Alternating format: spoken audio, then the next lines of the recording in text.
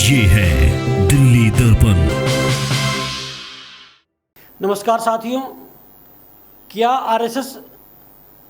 प्रधानमंत्री नरेंद्र मोदी और गृह मंत्री अमित शाह के नेतृत्व से संतुष्ट नहीं है? क्या आरएसएस प्रमुख प्रधानमंत्री नरेंद्र मोदी की मनमानी से नाराज हैं? क्या आरएसएस प्रधानमंत्री नरेंद्र मोदी के पर कतरने जा रहा है? क्या आरएसएस प्रधानमंत्री नरेंद्र मोदी के विकल्प के रूप में उत्तर प्रदेश के मुख्यमंत्री योगी आदित्यनाथ को प्रस्तुत करने जा रहा है? जी हाँ, इस तरह के सवाल जो आरएसएस का मुखपत्र है ऑर्गेनाइजर, उसने खड़े कर दिए हैं। ऑर्गेनाइजर में कहा गया है आरएसएस की ओर से कि भारतीय जनता पार्टी आत्ममंथन करे, प्रधानमंत्री नरेंद्र मोदी के करिश्माई चेहरे से ही हिंदुत्व आगे नहीं बढ़ सकता है, राष्ट्रीय मुद्दों से चुनाव नहीं जीते जा सकते हैं, स्थानीय नेतृत्व को तवज्जो देनी होगी, स्थानीय मुद्दों को तवज्जो देनी होगी। ये जो इस समय ऑर्गेनाइजर में जिस तरह की बातें सामने आई है, ये बातें इंगित कर रही हैं कि जो दिल्ली में भारतीय जनता पार्टी का नेतृत्व है, और ये कहा जा रहा है कि भारतीय जनता पार्टी इस समय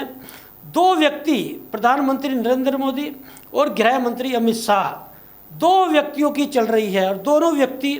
के इर्द गिर्द पूरी भारतीय जनता पार्टी की राजनीति घूम रही है। तो क्या ये कहा जाए जो भारतीय जनता पार्टी के सभी कार्यक्रमों में नरेंद्र मोदी की महिमा मंडन होती है, भारतीय जनता पार्टी के जिला स्तर का कार्यक्रम हो, प्रदेश स्तर का कार्यक्रम हो, राष्ट्रीय स्तर का कार्यक्रम हो, सभी कार्यक्रमों में प्रधानमंत्री नरेंद्र मोदी की महिमा मंडन होती है, केंद्र सरकार की उपलब्धियां गिनाई जाती है, प्रधानमंत्री के करिश्माई चेहरे का वहाँ पर वर्णन किया जाता है, विदेश की जो नीति है उसको लेकर प्रधानमंत्री की महिमा मंडन की जाती है। तो क्या आरएसएस ये जो इस समय प्रधानमंत्री नरेंद्र मोदी की जो महिमा मंडन इस समय भारतीय जनता पार्टी में चल रही है, क्या उस पर अंकुश लगाने की तैयारी आरएसएस की है? आप याद कीजिए, हाल ही में जो पहलवानों का आंदोलन चल रहा है, भारतीय जनता पार्टी के सांसद और कुश्ती फेडरेशन के निवर्तमान अध्यक्ष ब्रजभूषण शरण सिंह पर यौन शोषण का आरोप लगाते हुए उसमें यह मैसेज गया है कि प्रधानमंत्री नरेंद्र मोदी और गृह मंत्री अमित शाह ब्रजभूषण शरण सिंह को बचाते रहे हैं, और दिल्ली पुलिस ने सुप्रीम कोर्ट के हस्तक्षेप के बाद में ब्रजभूषण शरण सिंह पर एफआईआर दर्ज की। आरएसएस जो प्रमुख हैं मोहन भागवत इस मामले को लेकर बहुत नाराज बताए जाते हैं, और नाराज होने की सबसे बड़ी वजह है कि आधी आबादी है महिलाओं की, और महिलाओं का जो वोट बैंक है वो भारतीय जनता पार्टी के पक्ष में गिना जाता है। भारतीय जनता पार्टी का वोट बैंक माना जाता है महिलाओं का वोट बैंक। बड़ी चिंतित है इस समय आरएसएस।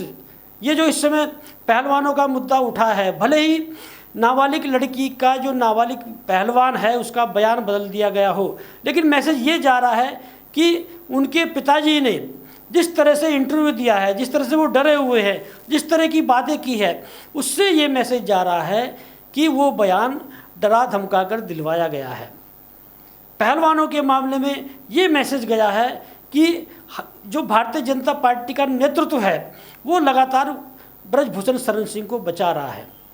ऐसे में उत्तर प्रदेश में जो मुख्यमंत्री हैं योगी आदित्यनाथ, उन्होंने एक ज़बरदस्त मैसेज दिया है। 5 जून को जो ब्रजभूषण शरण सिंह की रैली होने वाली थी, जिसमें ब्रजभूषण शरण सिंह ने दावा किया था कि देखना संत क्या कहेंगे, मतलब एक तरह से इस आंदोलन के खिलाफ वो रैली होने वाली थी, और उस रैली को रद्द करके योगी आदित्यनाथ ने एक बड़ा मैसेज दिया। तो क्या वो मैसेज आरएसएस ने दिलवाया? क्या नरेंद्र मोदी के विकल्प के रूप में आरएसएस जो है वो योगी आदित्यनाथ को प्रस्तुत कर रहा है?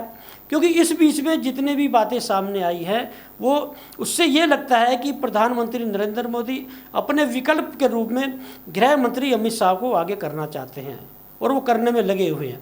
लेकिन आरएसएस का जो हाथ है वो योगी आदित्यनाथ जो उत्तर प्रदेश के मुख्यमंत्री हैं उनके सिर पर है। और पिछले दिनों आपने देखा होगा कि योगी आदित्यनाथ और प्रधानमंत्री जो नरेंद्र मोदी हैं, उनके बीच का जो विवाद है, उनके बीच की जो कसमस है, वो लगातार सामने आती रहती है। आप याद कीजिए 2017 का उत्तर प्रदेश का विधानसभा चुनाव, 2017 में जब भारतीय जनता पार्टी जीतती है तो गाजीपुर के जो सांसद थे मनोज सिन्हा, प्रधानमंत्री नरेंद्र मोदी और अमित शाह ने बिल्कुल फाइनल कर दिया था मनोज सिन्हा का नाम, और मनोज सिन्हा ने भी किसी कार्यक्रम में बोल दिया था कि कल शपथ लेने जा रहा हूँ। लेकिन क्या हुआ, आरएसएस ने हस्तक्षेप कर मुख्यमंत्री बनाया योगी आदित्यनाथ को, और वही योगी आदित्यनाथ एक करिश्माई चेहरा के रूप में उभरे और 2022 में विषम परिस्थितियों में भी किसान आंदोलन चलने के बावजूद, एक बड़ी नाराजगी के बावजूद योगी आदित्यनाथ ने अपने को सिद्ध किया और प्रचंड बहुमत से फिर से उत्तर प्रदेश में सरकार बनाई। तो क्या योगी आदित्यनाथ को प्रधानमंत्री नरेंद्र मोदी के विकल्प के रूप में आरएसएस प्रस्तुत करने जा रहा है? क्या ये कहा जाए जो राज्यों में विधानसभा के चुनाव हैं, चाहे वो राजस्थान के चुनाव हों, चाहे हरियाणा के चुनाव हों, चाहे मध्य प्रदेश के चुनाव हों, चाहे छत्तीसगढ़ के चुनाव हों, तो क्या इन चुनाव में स्थानीय मुद्दे हावी रहेंगे? क्या इन चुनाव में जो स्थानीय नेता हैं उनके नेतृत्व में ये चुनाव लड़े जाएंगे? क्या प्रधानमंत्री के चेहरे पर जो राज्यों में भी चुनाव लड़ा जाता है, क्या वो नहीं लड़ा जाएगा? तो क्या कर्नाटक में जो भारतीय जनता पार्टी परास्त हुई है, तो क्या स्थानीय मुद्दे ना होने की वजह से, स्थानीय नेतृत्व ना होने की वजह से और प्रधानमंत्री नरेंद्र मोदी के चेहरे पर चुनाव लड़ने की वजह से भारतीय जनता पार्टी हारी है? तो ऐसे में ये प्रश्न उठता है कि आरएसएस ने क्या भारतीय जनता पार्टी में पूरे बदलाव की तैयारी कर ली है? क्योंकि आरएसएस को जो है वो भारतीय जनता पार्टी का मात्र संगठन माना जाता है, और अभी भी भारतीय जनता पार्टी में बहुत बड़ा हस्तक्षेप आरएसएस का है, क्योंकि अधिकतर जितने भी नेता हैं वो आरएसएस से निकल कर आए हैं, और खुद प्रधानमंत्री नरेंद्र मोदी आरएसएस के एक बड़े प्रचारक रहे हैं। तो ऐसे में ये प्रश्न उठता है कि देश में जो कांग्रेस ने सॉफ्ट हिंदुत्व का जो इस समय माहौल बनाया है, सॉफ्ट हिंदुत्व को लेकर कांग्रेस जो आगे चल रही है, और भारतीय जनता पार्टी का जो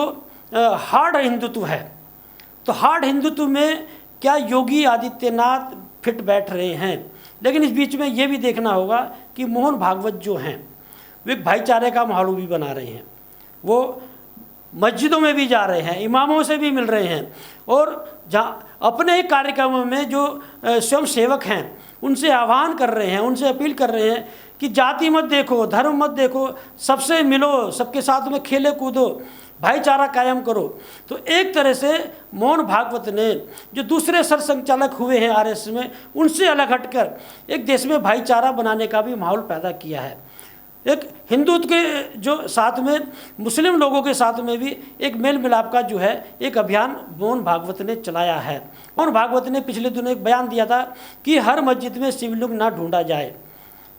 तो क्या ये जो भी आरएसएस जो इस समय कवायद में लगा हुआ है, और जिस तरह से मोहन भागवत लगातार देश में अलग हटकर बयान दे रहे हैं, भाईचारे को लेकर बयान दे रहे हैं, हिंदू मुस्लिम एकता को लेकर बयान दे रहे हैं, और कह रहे हैं कि हिंदुस्तान में सबका डीएनए एक है, मतलब जो हिंदू राष्ट्र जो है मुद्दा है आरएसएस का और भारतीय जनता पार्टी का, क्यों क्या मोहन भागवत अपने ही तरीके से हिंदू राष्ट्र के मुद्दे पर आगे बढ़ रहे हैं। अब देखना ये होगा कि ऑर्गेनाइजर में ये जो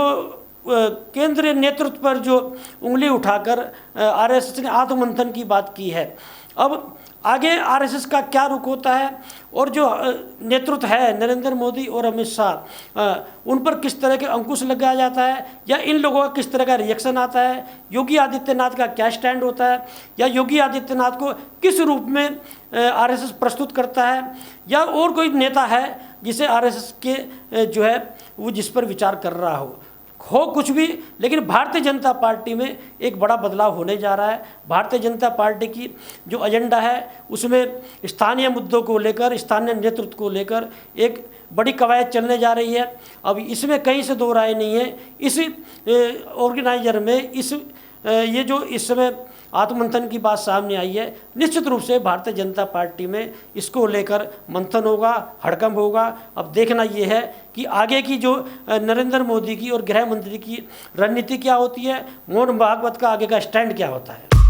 लेटेस्ट खबरों के लिए सब्सक्राइब करें हमारा YouTube चैनल या फिर लॉग ऑन करें www.delhidarpantv.com। खबरों की कवरेज और विज्ञापनों के लिए संपर्क करें इस नंबर पर।